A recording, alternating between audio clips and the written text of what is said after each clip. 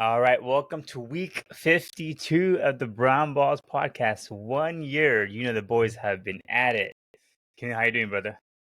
Happy 1 year, bro. Happy 1 year, man. We started this podcast on Kobe Day, and here we are a year later, going strong. Mamba mentality, doesn't matter how many viewers, listen, whatever it is. We're out here every single week on week getting it done. Yeah, man. Like I said, man, this is just two guys just talking sports. We usually do this off camera, offline. We wanted to bring, what we talk about online. We didn't really care about viewership or who tuned in, who did not. If people enjoyed it, they enjoyed it. If they liked my bold take or didn't, it's something to talk about. We come up with some creativities, of what we can talk about, how we can, talk about different sports, but we appreciate whoever listens to it. Hopefully we grow from here and on. So that's our goal. Yeah, man, we'll always be here. We're authentic. We're ourselves. We have our Exactly. honest takes. Sometimes we're right, sometimes we're wrong. That's the fun of it. That's the beauty of sports. You get two brown guys on camera talking about NFL. That never happens usually. So Exactly. There we go. Exactly. So it's been one good year. It's a total of good year. Well, we like to thank the guest that's been on the show for the first year. We had like about total of 5, I think. We had my brother. We had Amit, Avish, Neil. Who else? Yeah, we had the.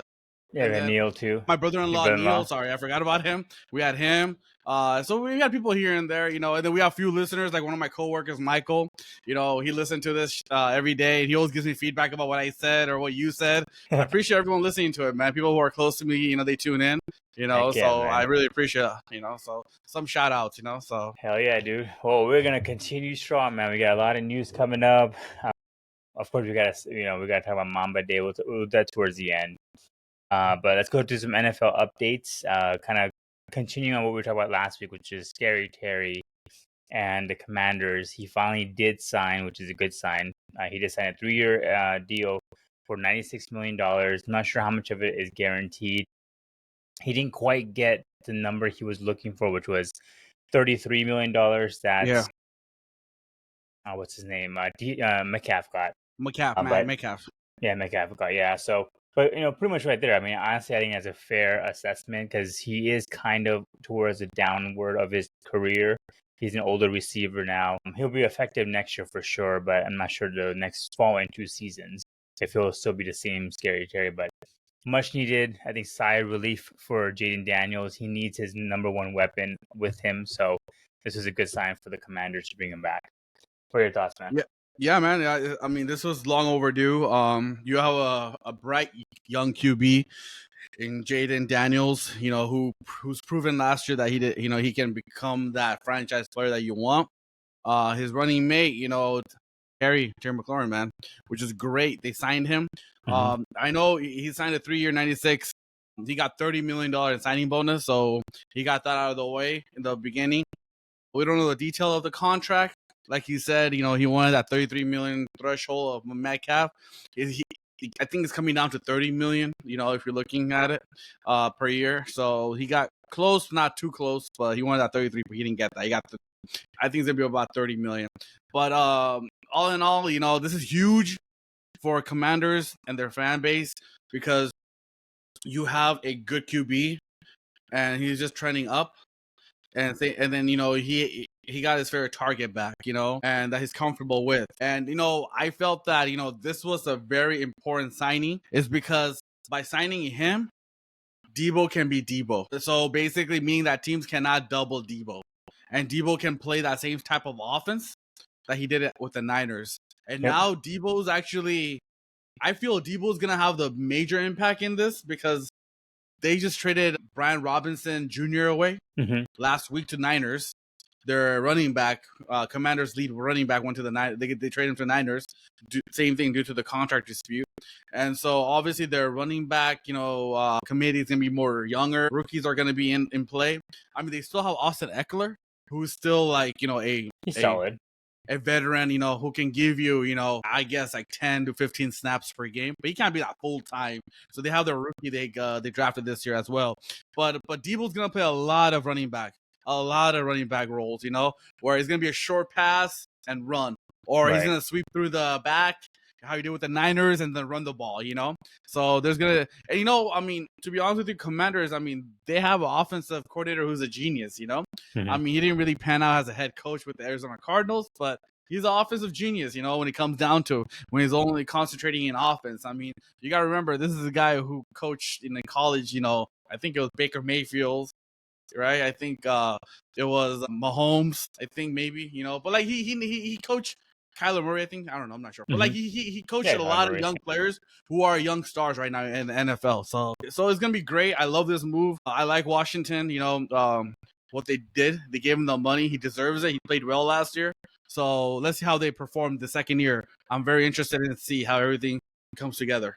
Yeah, I think this is the best move they could have done to prevent any kind of sophomore slump that Jaden Daniels could have had, right? I mean, he still has his targets. He had a new target on top of that.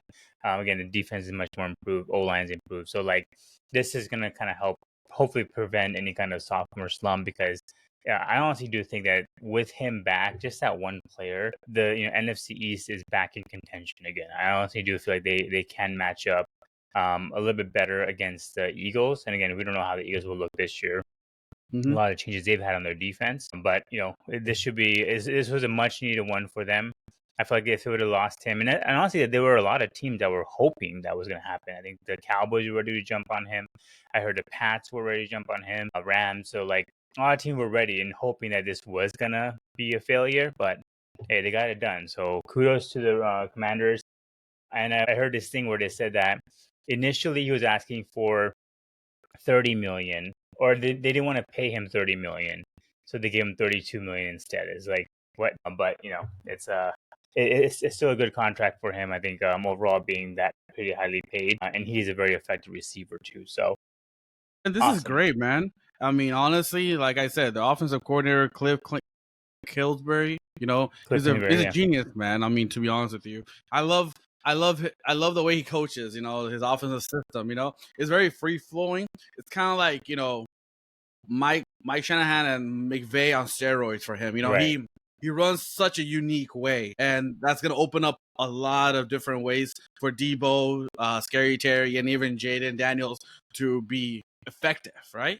And so it's going to be great, man. I mean, they're not going to compete with Eagles. I'm not saying, but they will have a good year, Eagles are still the beast in their division, but they're still beast in the NFL. So yeah, it's gonna be tough. All right, well, let's get into another signing, which was another one that we talked about last week as well, and that's around the Bengals and Trey Hendrickson. Only got a $14 million raise for this year, but no extension, so he could be a free agent next year. And I think that's kind of what they were hoping for. I don't think they wanted to commit long term for him. That's why there was a holdout, and I think he was also wanting to get paid to be the highest paid defensive player. I guess for now they're avoiding any kind of catastrophe. They want to see how the new defense looks with the new coordinator and kind of go from there. So it's probably why they didn't want to overspend and overcommit, because they also did just give a bunch of money to the two wide receivers and Joe Burrow. So they kind of wanted to see what they throw out there. But I think it's a necessary move for the Bengals. At least some kind of defensive play. I still don't think they're going to become a championship contender by any means with him there, because their defense is just so atrocious, and they also did not do anything with their O-line. Granted, they have a great offense, but if you're going to lose 41-36, it doesn't really matter what you do, with your offense. But in the end, still glad that he is back, though. Yeah, I mean, this is just like a 1-year deal kind of thing, and he's gonna become an unrestricted free agent. He got his money that he wanted, and he's gonna be, I guess, happy with it for a year, and then become an unrestricted free agent. He's gonna be in high demand next year for sure. He's a good player, man. But Bengals, if I'm Bengals, I will really think about my scouting department and my what do you call, like, the team they have who drafts players. They should take some notes from the Rams, right? Rams lost Aaron Donald. You can't replace Aaron Donald. They had a great draft a few years ago. Jared Verse, couple other players. They got them together and made it into a good defense. You know, Bengals could be the same way how they did with their offense. Like, you know, obviously they had the number one picks. They got, you know, Burrow, but then they also got, you know, a good receiver at the same time. So they should do the same thing, focusing more on defense going into next year's draft and the year after, and building their defense like that, you know, helping Joe Burrow. Obviously, Bengals don't want to spend money, like you said, because they already paid their top 3 offensive players so much. But they can build through the draft, but they haven't done that. It hasn't panned out if they did, you know? So they should really focus in that category. Do you think like they should be building right now because they just give a shit ton of money to 3 very, very good players? Would you think they're in rebuilding mode? Like, I feel like if you're going to spend that kind of money, you're kind of like, we're going all in, we're championship or bust. Yeah, but you gotta have defense, man. No, I agree. You gotta have defense, and like it's like equilibrium kind of thing. You know, it doesn't balance, to be honest with you, because you pay the 3 offensive players who are so good and they're ready to contend for a Super Bowl. But at the same time, defense that's gonna let the other team score any way they want, right? Yeah. So I think they kind of messed up by not drafting well on defense. You know. Yeah. The great thing about NFL draft compared to any other draft is that it doesn't take long for players to come in and produce. Right. It's basically, you know, if you're the first 3 round, you're ready to contribute right away. So that's what I'm trying to say, rebuilding that way. If they would have drafted well this year, man, we'll see what happens. You know, they might shock us. You know, the players they drafted this year can contribute, but they got to really focus, you know, because they should really concentrate on getting the right players in their system for defense and helping Joe Burrow and, you know, all them, you know, Jamar Chase, you know, contend, right? Yeah. But I get it. They shouldn't be rebuilding. They should be building block, right? So, like, for example, signing him, right? This main guy, you know, is important. And, you know, you need that on defense. You need that rock. You need that captain.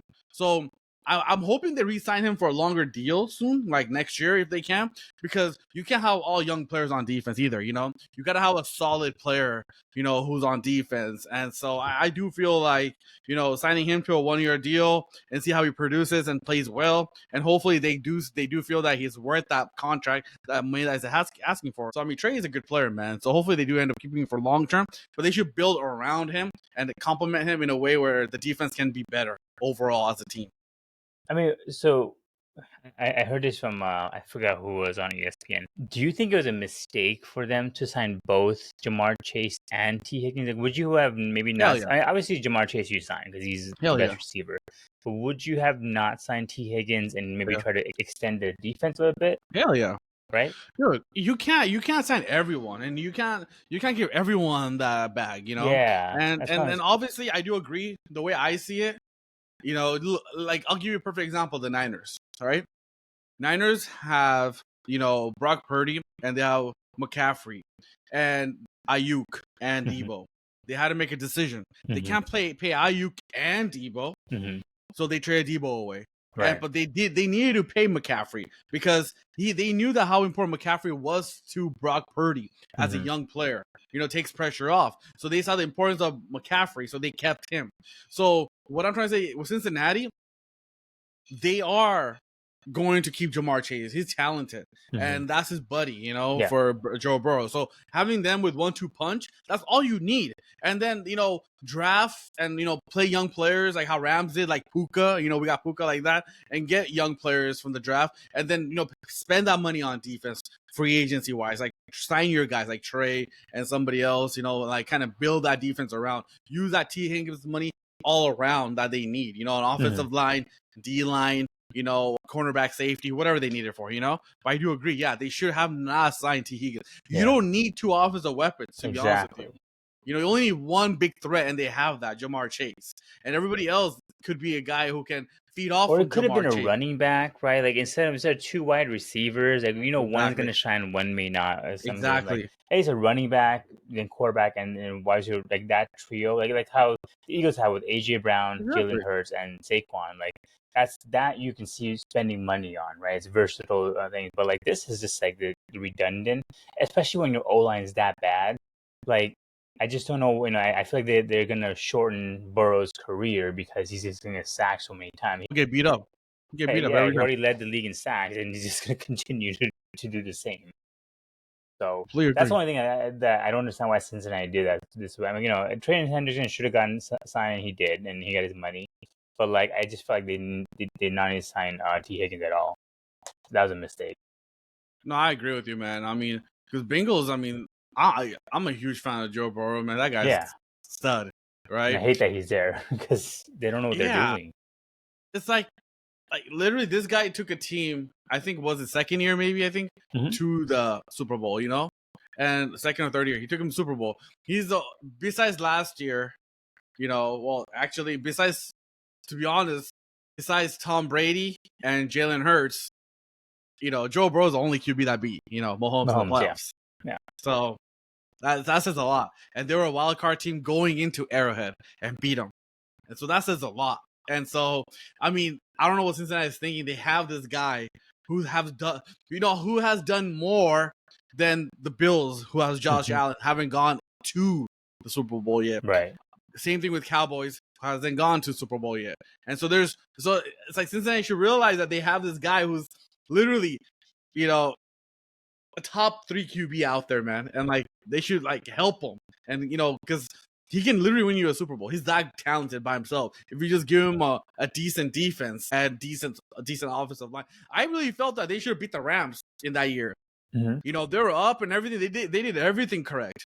But the thing is, their O-line didn't hold up. Exactly. As usual. I mean, to be honest, people forget they had the ball with like under 2 minutes. If it wasn't for Aaron Donald's, sacking and going through their thing, that throw could have been completed, So people don't realize that it was a close Super Bowl, man. I mean, it could have been Bengals Super Bowl, So, but yeah, man. I mean, our Cincinnati should realize that, man, for sure. Yeah. Well, speaking of Cincinnati and a former player, Joe Mixon. Yes. With the Houston Texans now, but they are choosing not to activate him, so he will miss at least 4 games of the season, the first 4 games of the season. What are your thoughts, man? So I know they also drafted Nick. Not drafted. They also signed Nick Chubb, so as a replacement. But this is a huge blow because, again, the wide receivers. I think Tank Dell is still possibly injured, I believe, and now you got Joe Mixon. So like, poor CJ Stroud, he's gonna struggle even more this year. At least for the first 4 games.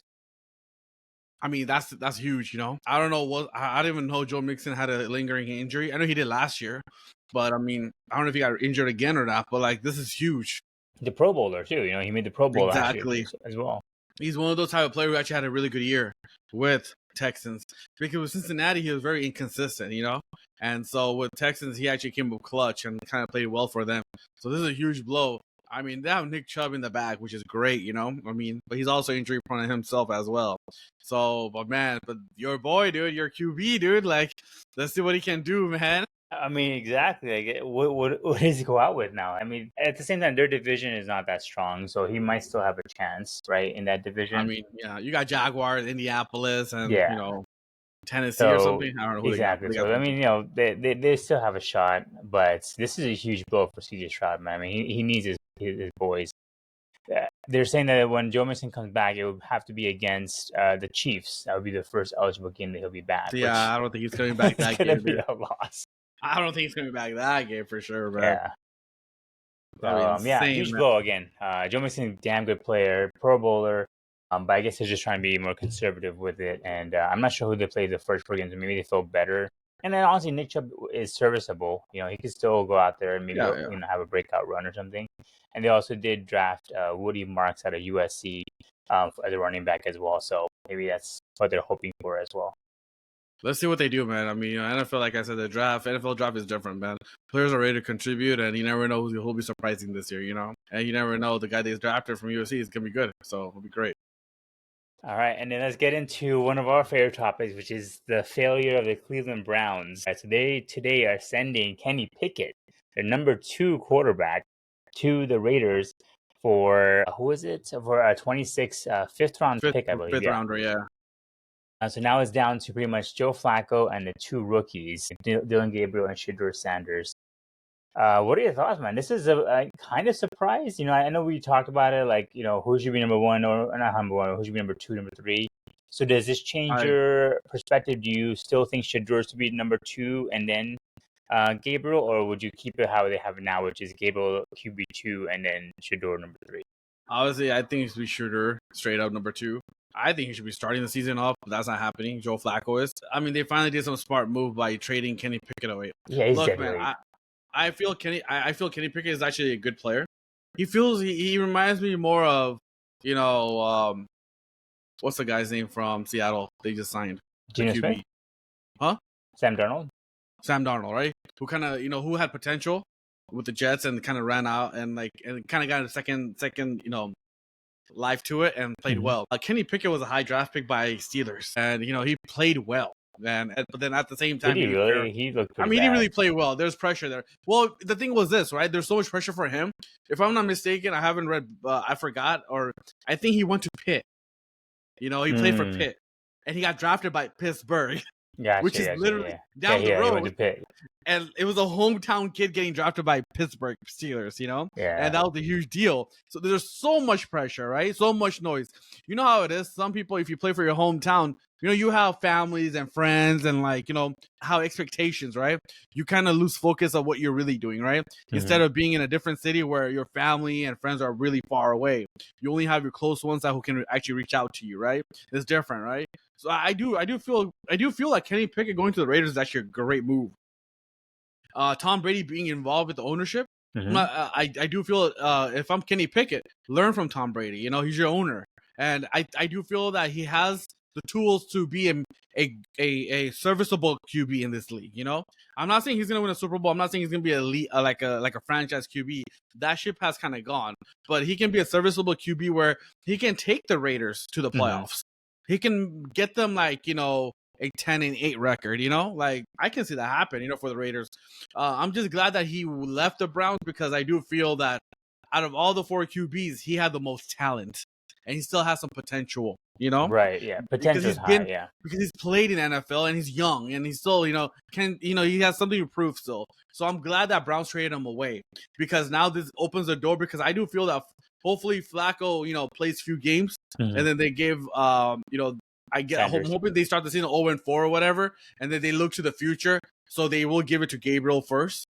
That's honestly, setting yourself up for failure is a recipe for that one right there. Yeah. Because every time Gabriel throws an incomplete turnover or has a horrible first half, you already know. Shedeur Sanders waiting in the wing. You know where the cameras are going. You know where the CBS and Fox cameras are going. What is Shedeur doing? Is he warming up or not? Is he throwing the ball or not? Is he getting ready? Are they going to put him in? Because first half is they're down 28 points or 21 points, and Dylan Gabriel is having a horrible first half, right? It's kind of like a starting pitcher, right? When you're in the 5th inning, you start struggling because you saw the lineup second time or third time, and you see the bullpen warming up, and that puts more pressure because you got to make accurate throws and get out of the inning, right? It's kind of like that. It's gonna be like that situation for Gabriel. So I feel bad for the guy. All in all, I do think Shedeur Sanders will start towards the end.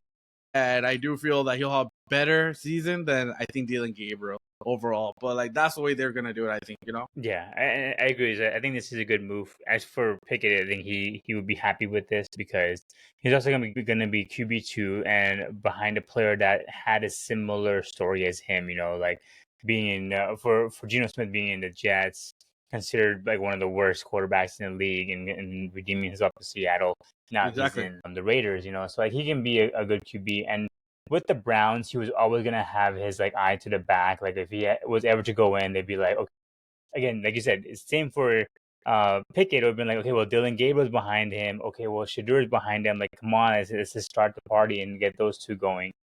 So it's probably a better situation for him to be in the Raiders. And I think the Raiders with Pete Carroll, the culture is gonna be a lot different than it is with the Browns, because at least there is some kind of vision that Pete Carroll has for that franchise, and of course, having Tom Brady there, as potentially being an owner, but also maybe a mentor, is tremendous help.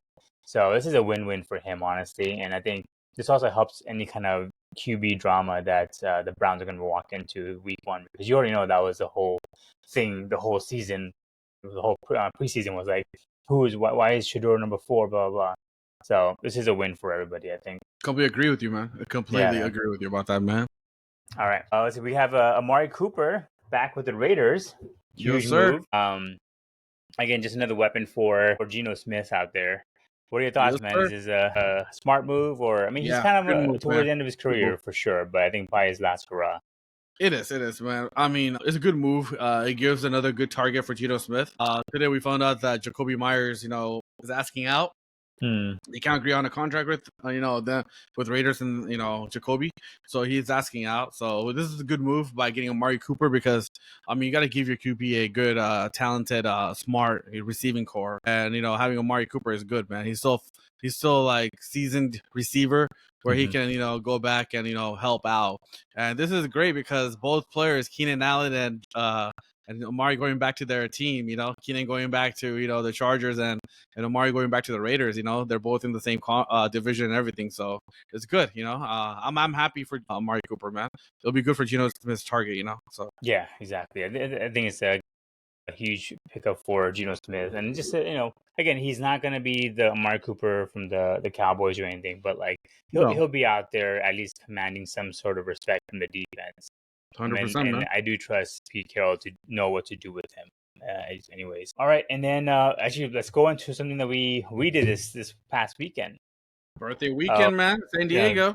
the boys took me out for my 40th birthday, and we went to my first time ever. We went to the Padres game against the Dodgers at Petco Field. I mean, that was awesome. So this was game two, right? Game one. Of that series. Game Yeah, one. game one of the series. We had just come off sweeping them, and this was intense. I mean, me and Kenil, we did not wear our Dodger gear just because we didn't want to get jumped by any crazy San Diego fans. But there were a lot of Dodger fans out there. I will give them that. Like there were Yep. quite a few. But overall, great game. Came down to the last pitch. Teo Oscar had a chance to win it for us. Struck out, but we had great seats, great vibes. I mean, honestly, I like the stadium as well. It's very, very cool. That's the way they have it set up. It's so chill. They have the breweries on each side. You can walk through the breweries. It just kind Exactly. of like encapsulates San Diego. So great time overall, man. I love the stadium. Like I said, like you said, it was your first time. It was my first time as well. Always wanted to go to Petco. I Yeah. always heard good things about it. Got to experience it. The shape of the stadium is a little different. Hmm. It's not your traditional, getting up and down. It's like a lot of curves and little different ways to get up there. So it's cool. A lot of good food options. If Hmm. anybody's out there for foodie, there are a lot of different types of food. Which I love, man. Yeah. They have Not like refillable soda. into That it though. refillable soda, man. You can go get soda anytime you want. Yeah, that's true. Unlimited Coke, man. That's awesome. But yeah, that was down there, which is awesome. It was a great experience. There was a lot of Dodgers fans. You can hear "Let's Go Dodger" chants, Yeah. and then obviously Padres fans hear that, so they started, kind of, saying it louder for their team, obviously. But there were a lot of Dodgers fans, and like we were there the whole weekend, and we can see Dodgers fans are every day has been growing and growing. Even the last day when we were, eating lunch before we left on Sunday, you saw more Dodger fans coming in, for that like finale game. Even though, look, we didn't get swept. I'm Right. happy. We won game 3. Yep. So that was good. So they won, 2-1 in the series this weekend. We wasn't a sweep. So on Sunday it was tie. It's currently Mhm. tie right now in the division. Dodgers are up against Cincinnati, and Padres are losing against Seattle. Mhm. So if that holds up, Dodgers will get that lead back again. Will take the division right now. Division is super close, super tight. Tappers, I don't know how you feel about it. I kind of like the fact. Okay, like look, Dodger fans are panicking, right? I listen to local sports radios and like different radios, like 570 and 710 ESPN, and like they're all talking about, oh my God, Dodgers and San Diego, like they're neck and neck. What the hell's happening? If you ask me, right, Mhm. I like this going into the month. Look, they're both gonna make the playoffs. They both have a really good record. They're both 17 games above 500. They're Mhm. both gonna make the playoffs. Depending on if one team's gonna make the division playoffs or another one's gonna make the wild card. That's what's gonna happen, right? So I do feel I love the close matchup right now that the Dodgers are in this heated pack, because Dodgers tend to get very, actually let me just put it this way. They lose focus. In the past seasons, the Dodgers have won the division by early September. They clinch it. they're up 20 games above their next, like, either San Diego or D-backs or Giants. They're up like 15 games, they clinch it, so they're coasting, right? And they lose focus. And when playoffs comes up, It they continues. struggle. Yeah. Because they've been coasting for 2 weeks, right? They're resting their players, and their players are sitting out. Baseball is all about routine. If you don't get your if you don't get your proper routine in, or if you're not consistent, your routine gets thrown off. Everything gets thrown off, right? So, with Dodgers being very close to San Diego Padres, neck and neck, it's gonna go down all the way, I think, to maybe probably the last series of the weekend of the MLB. Who's gonna win the division? It's gonna be great for Dodgers because that's gonna keep them. They're going to play that pressure baseball all the way through September. Yeah. So when playoffs does start again, when it starts again for them, and I'm hoping they win the division, they'll be ready to take on that wild card team. Because usually the wild card teams are the ones who are playing pressure baseball all September. And the division teams are now usually playing that pressure baseball in September, Right. And they end up losing that. That's why you see so many upsets in that first round, because it's only a best of 5 series. So it's quick to get an upset, right? And usually a division team loses that first series because of that reason, because they lose focus, that last month. So I'm really happy the series is very neck and neck. I need Dodgers to win this division in the end, though, because so they can get that home court at least in the first round. We don't. How do you feel about it? Where you stand with? No, I agree with you. That has been the biggest issue with the Dodgers, is that we do jump out to such a big lead in terms of games versus our division, and they just you can tell from the first round of the playoffs they're just so like flat. You can just tell that they haven't been doing the routine. The pitchers are not quite as sharp, and then obviously the batters, they haven't hit the ball in a long time. So like you can just tell. So I'm glad that hopefully it stays this close. Of course, we wanted to win the division no matter what, because we do want the home field advantage. But it is good because at least we can continue the momentum and no one's taking days off. At the same time, I'm hoping that we get healthier as we get into the playoff, which right now we're not quite as healthy. We're slowly getting healthier into the playoff, and that's just going to continue into hopefully the second piece. Yeah, I agree with you. That's been the biggest issue with the Dodgers is just them getting so complacent towards the end of the season, and then just being so flat in the beginning of the playoffs. No, I'm just so glad, because it's gonna come down to, that last series, and who are wins most wins, they're gonna get that division. But I do feel, don't you agree that LA, looking the whole MLB, right? There's trends, right? Like back in 2000. There was Yankees and Boston rival, right? The Yankees and Boston always have that rivalry, but it all depends on how the teams are doing. Both teams needs to be good and have that, back and forth, right? In the 2000s, they had that, right? With Manny and, Ortiz, and then you had Alex and Jeter and all them boys, right? So don't you think as of right now, in the whole MLB, I know they all have their rivalries, right? I do feel that Dodgers and the Padres rivalry is the best rivalry to watch right now. Like the most hated teams, they both hate each other. Fan base hate each other, and like it's like up there. I mean, I know you have Phillies and the Mets, or Atlanta and the Mets, but see, Atlanta's struggling. Mets are also like kind of not being that great, but Phillies is taking that division obviously, and then same thing for AL West. Houston's always takes that division. There's usually Angels and Texas, playing for that. Yeah. So, but I just think overall, I just feel that like Dodgers and Padres, man, I love watching this. It's like cinema to me, to be honest with you, man. You could tell because like even the players don't like each other. You can tell like Machado was a little bit more animated against us. You had that interaction with Ohtani and the fan. I don't know if you saw that from Sunday. I loved it. And he gave him a dab, like a high five. Yeah. Because the whole game he was just talking shit, and then Ohtani homered, and he's like, yeah, and he gave him a dab. So that was cool. Very classy. Of course, Ohtani, as he does, he's a very classy guy. But you could just tell, it's all there. Like the rivalry is huge, and even being at the game, you can tell like some Padres fans were like really, really upset whenever the Dodger chants were going. They started drowning out that chant because they were like, let's go Dodge, and then you start drowning it out right away. So it was fun. It's much needed, because I think MLB needs this kind of thing, especially in the playoffs. If they were to play each other, it would be crazy for ratings as well. Crazy. So let me ask you, in NL right now, in the National League, name me who has the best record. Don't look at it. Top of your head. It wasn't the Phillies. The last time it was Phillies, no? You'll be Phillies? shocked with this answer, man. Milwaukee Brewers. The Brewers? What the And heck? no one talks about it, man. They're 82 Wow. and 50, man. Number one right now overall. 80-50. Phillies right behind them, 76 and 55. And then who's third place? Come on, there's 4 divisions. It's already gave you 2 divisions. It's already Milwaukee is one of them and Philly's another. Who's the other 2 divisions? Dodgers, right? Where are they? Either 3 or 4. Overall. Third, right? No, they're 4th. 4th? Crazy, right? Yes. What the Who's heck? number 3? Think about. Well, actually, this is not a division, but like top 3. I mean, sorry. Dodgers are number 3 in the division wise because there's only 3 Right. divisions, obviously. But I'm saying like they're 4th in record, overall record. team-wise. 4th overall record. Chicago Cubs are 3rd. They're in the same division as Milwaukee Brewers, but they're right there. That's how close of a race Dang. everything is. You know, it's insane. Holy It's very close. crap. So what I'm trying to say is that Chicago Cubs, even though they're not going to win that division, they're going to be a wild card team most likely. They're better than the Dodgers right now in the record-wise. Record-wise, right?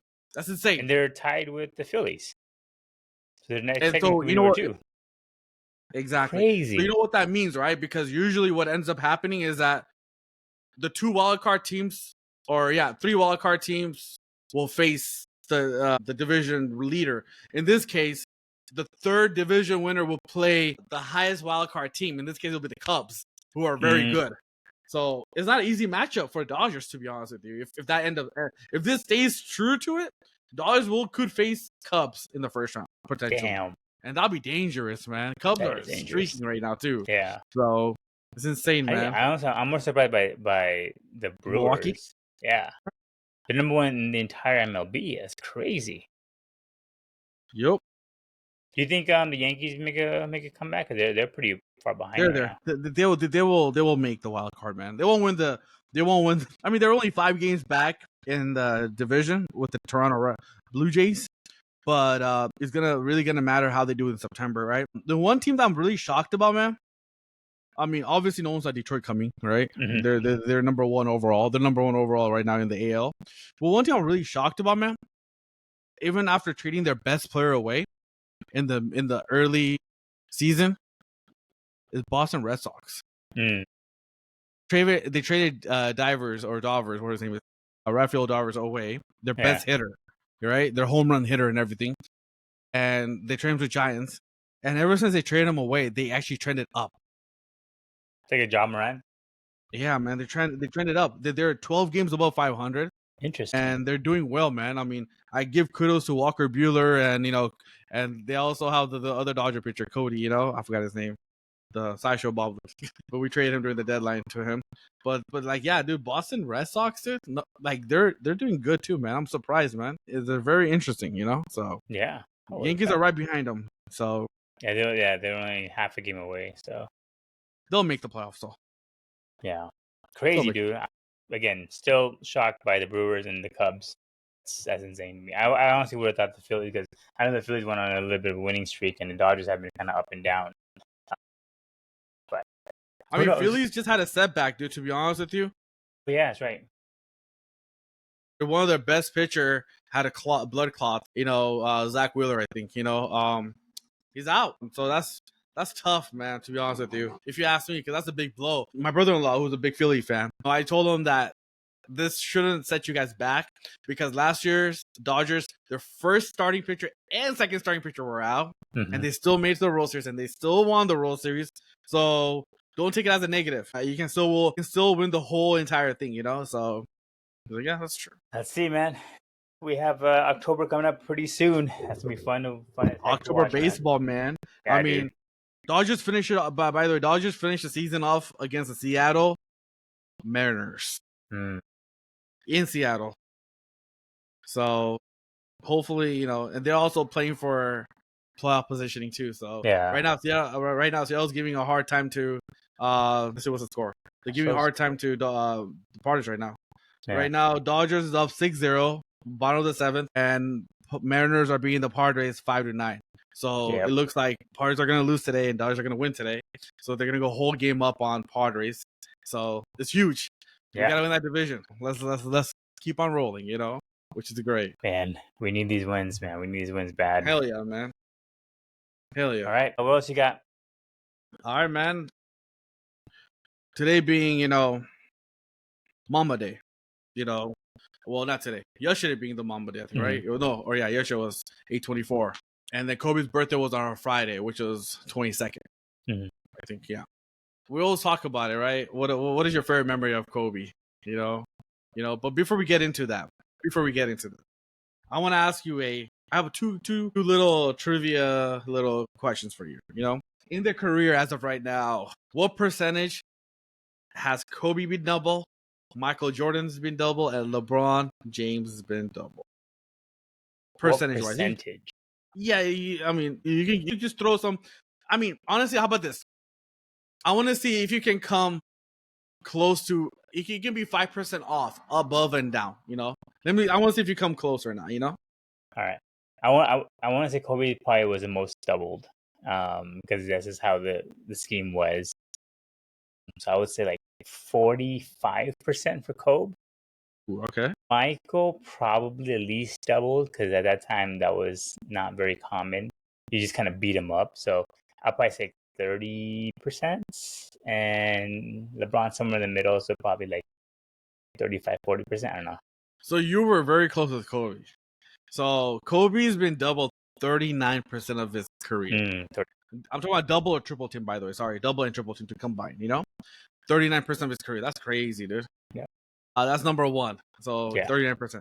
Jordan, believe it or not, was double or triple team 21% of his career. And the last is your favorite player. Yeah. The least amount getting double and triple team is LeBron James, 10%. Yeah, I believe it. Oh, actually, honestly, I thought the opposite, because LeBron plays in this era where doubling is more common. So I'm kind of surprised that he is that far away from even MJ, because MJ I thought wouldn't be doubled as much. I'm not. Really? You know why? What's the one thing that Kobe and Jordan had beginning of their career? Like I want to say the first 8 years of their career that Jordan never had. I mean, sorry, LeBron never had. Phil Jackson? No.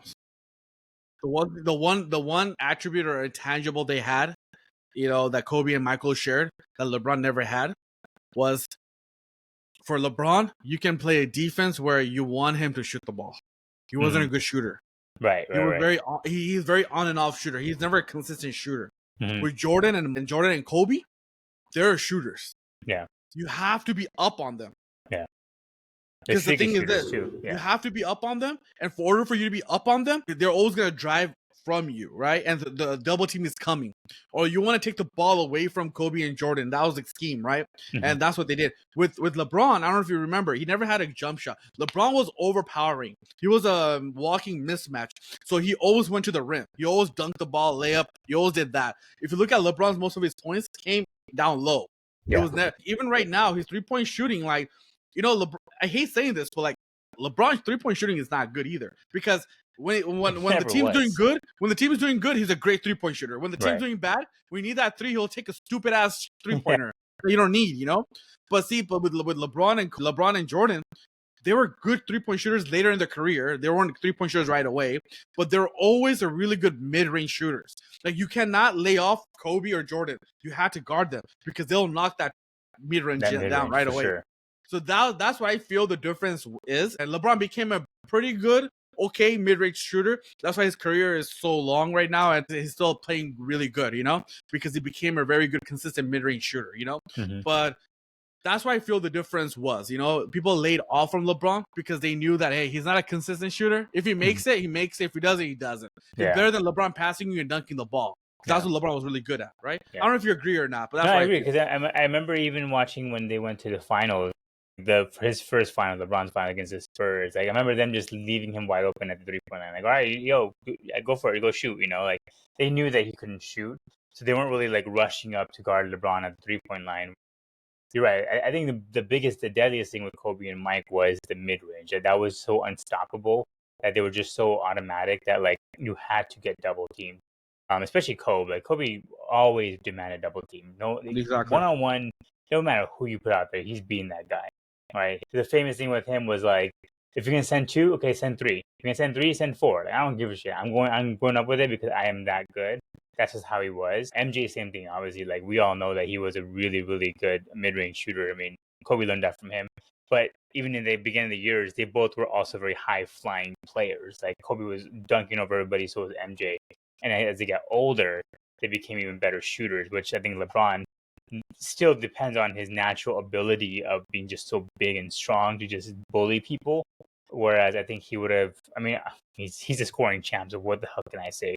Anything different, right? He still leads the freaking NBA in scoring. You So can't say much, right? he's still a great scorer. So I can't critique that at all. But yeah, double teaming, triple team wise, yeah, for sure. I know Kobe was always double team. We grew up watching the guy. We always knew that he was going to double team. I mean, saying that Kobe had the best quote, right?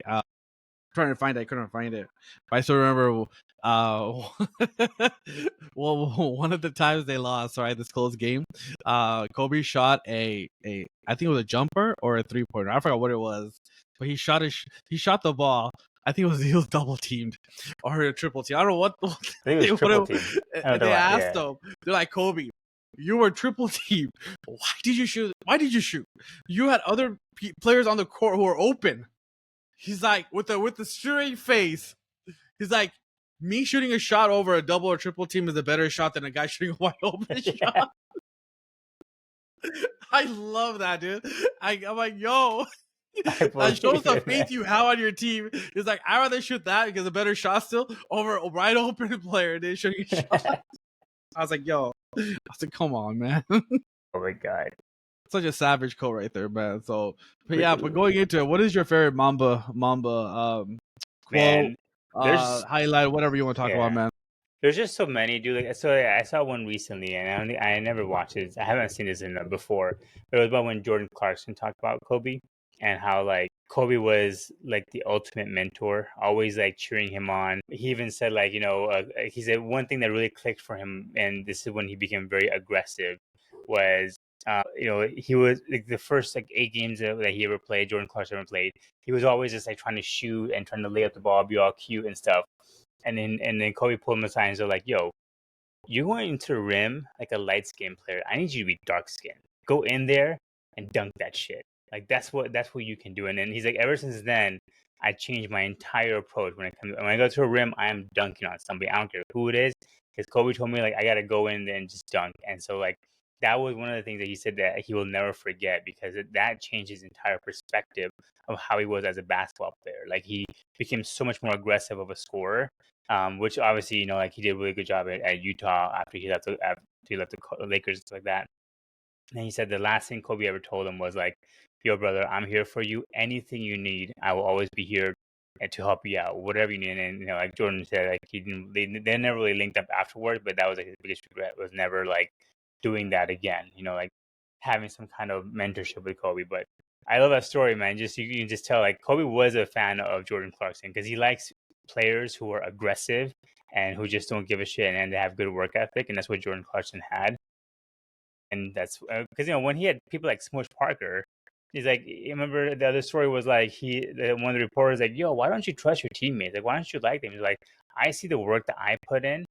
That I wake up at 5 o'clock in the morning. I come to the gym. None of these other people are here. I don't trust them then because they don't have my work ethic. Why would I give them the ball? It's the mentality, man. Just the mentality." I agree with you, man. Well, mine is always that 2 famous stories, which the one is, it still gives me, I still can't get tired of listening to the stories of Mr. LeBron James, Carmelo, Chris Bosh. And I think it was someone else too with it, but still can't get old, man. What they said.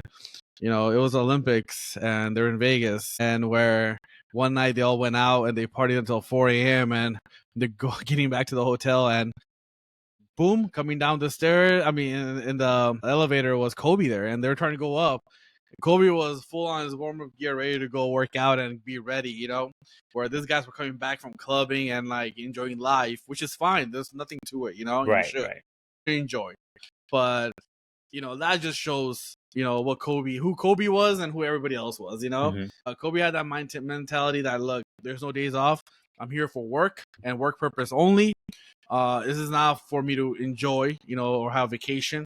even though we're in Vegas, Sin City, which is great. And those guys still talk about it. That video still gives me chills that you're talking about the top 50 players talked about him. LeBron, Dwayne Wade, all those players. They were like, man, we were coming back. Carmelo Anthony, sorry, is one of them. Coming back to the hotel, going to our elevator to go back to our room. We were tired. It's 4 a.m., Here Kobe is, going for warm-up. And he just set that standard. He made all of them embarrassed, that Kobe, this is why Kobe is Kobe.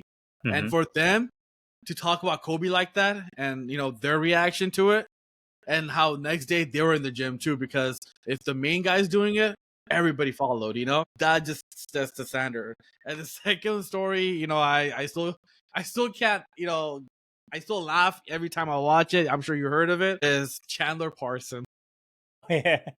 That was the best story ever. So Chandler Parsons in Houston Rockets, he was an up-and-coming player. And I guess they were playing Lakers that day, they're playing. And the coach for Houston, not the head coach, one of the assistant coach told Chandler that don't talk to Kobe.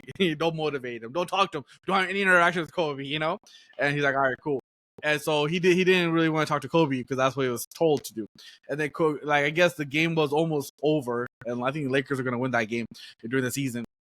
And guess Kobe was like, hey, man, what are you guys doing later on? Because I guess Houston had a day off the next day, and then they were going to fly somewhere else. Because they're going to be in LA that night, after the game. He's like, oh, nothing. Just chill. He's like, well, I'll get you to a club. Take whoever you want. I'll get you a private, ball service and everything. You're good. And Chandler Parsons was like in second year in the NBA, and he was like a rising player. And so Chandler Parsons, making rookie money, was like, oh, yeah. So after the game was over, he's like, guys, I got hookup, We're going to be going to this club, and it's on me and shit like that, And so then I guess Kobe never came, Kobe wasn't coming. And I guess the waitress comes over with a check. And at that time, the person who handles Chandler Parsons' money was his dad. And he's like, this bill was like insanely crazy. He was thinking, he's like, dude, what do I tell my dad that I'm going to be spending this type of money at a club? He's like, holy shit. He's like, I was sweating when the waitress came with that check. And then I just froze. And the waitress was like, can you please sign this for Mr. Bryant?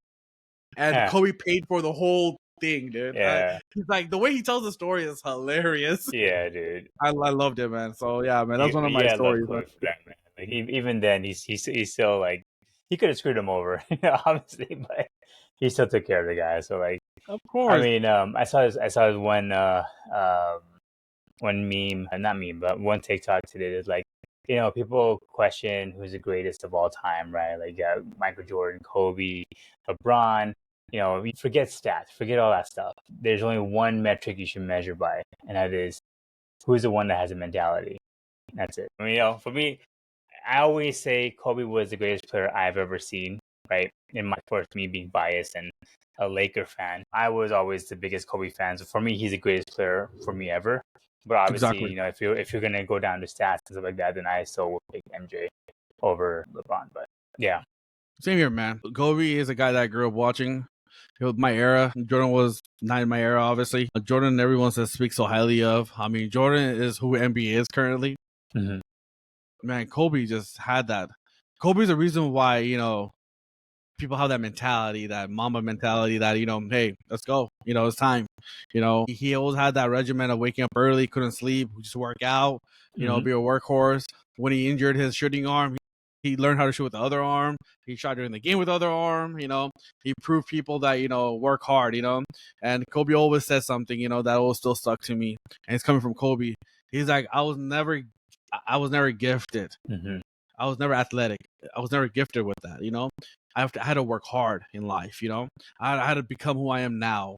And so I'm not, one of those person who's athletic gifted, like can jump like crazy or can shoot perfect or something. He's like, I worked hard, and he's just like another person like us. So, I mean, that's who Kobe really is, man. So, I mean, till this day, I still try to like, run by, preach by what Kobe does. But it's hard, man. I mean, shit, I can barely wake up at 6 a.m.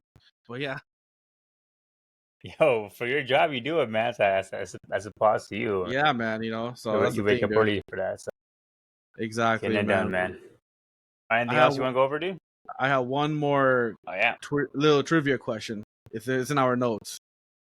So since '96, it's going back, bro. Most playoff wins as a team since '96. Name me the top 8 teams. Most playoff wins. Since '96 as a team, playoff wins. Name me top 8 teams, and you get 3 strikes.